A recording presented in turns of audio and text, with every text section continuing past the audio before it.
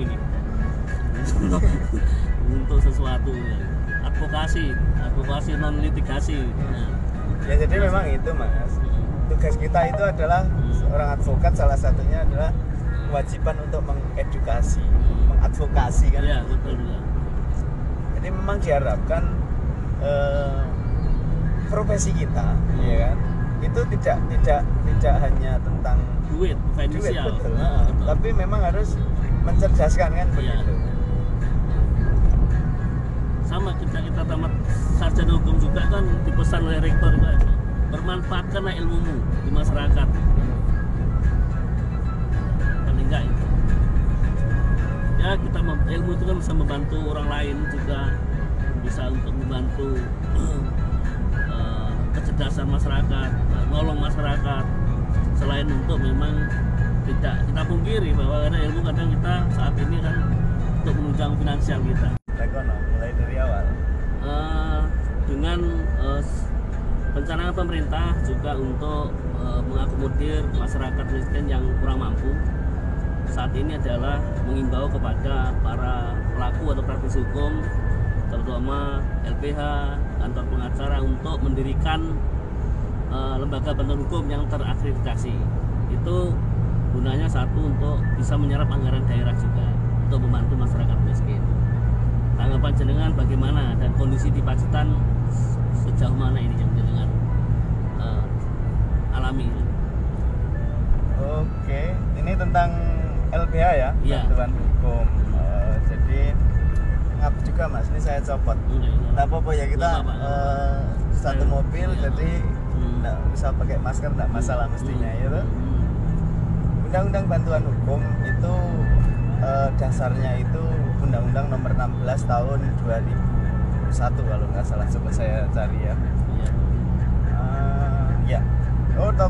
Tahun 2011 bukan 2001. Jadi di sini berdasarkan pasal 1 angka 3 Undang-Undang 16 tahun 2011 itu menyatakan pemberi bantuan hukum adalah lembaga bantuan hukum atau organisasi kemasyarakatan yang memberi layanan bantuan hukum berdasarkan undang-undang. Seperti itu Mas. Jadi memang negara ini menjamin semua masyarakat untuk mendapatkan bantuan hukum dan memberikan kepastian bahwa semua lapisan masyarakat, mau yang punya duit, mau yang tidak punya duit, itu sama semua di muka hukum, atau kalau bahasa kerennya equality before the law, sama hukum itu. Persamaan di muka hukum, seperti itu Mas. Jadi supaya hukum ini tidak hanya bisa dijangkau oleh orang-orang yang punya uang, tetapi ini juga bisa dijangkau oleh semua lapisan masyarakat, begitu Mas Dani. Terus kita lihat juga kondisi di Pacitan ini, memang kalau kita lihat angka kemiskinan ini kan nantinya berpengaruh dengan seseorang yang ingin mendapatkan pelayanan hukum, hak hukumnya. Karena ketika tidak ada bantuan secara finansial, itu memang satu masyarakat hak-haknya kurang terpenuhi. Kemudian mungkin tidak harus pemerintah daerah juga, desa pun mungkin bisa menganggarkan lah skala kecil mungkin. Karena desa ini pemerintah yang tersekup kecil, paling ujung yang mengerti datanya siapa masyarakatnya yang memerlukan bantuan hukum. Itu mungkin desa lah yang harus juga ikut dianggarkan juga. Karena desa ini kan ada dana DD, was. Oh, lah wong iki ngomong. Biar dulu. Karo tinju ndase. Karepe piye udah. Ya gua GT ngono nabrak. Karo gubernur lho.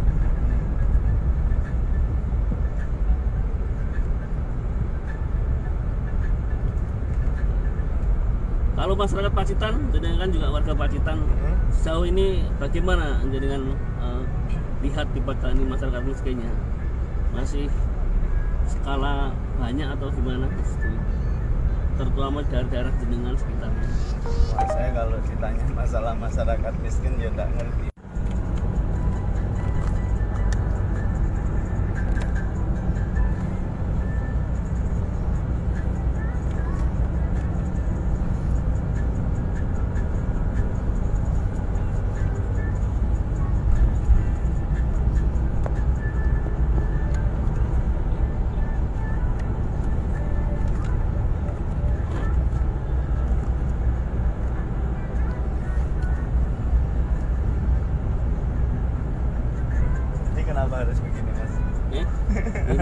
untuk menyilakkan sebuah rambut agar ganteng. tertata rapi. Awal-awalnya dari pengacara kayak foto bentino yang pengadilan foto. Sekarang nggak sempat lagi, nggak sempat foto. Jadi kepikirannya nggak ke situ. Awal-awal tuh udah sidang Rosari ini fotonya kepak dewi.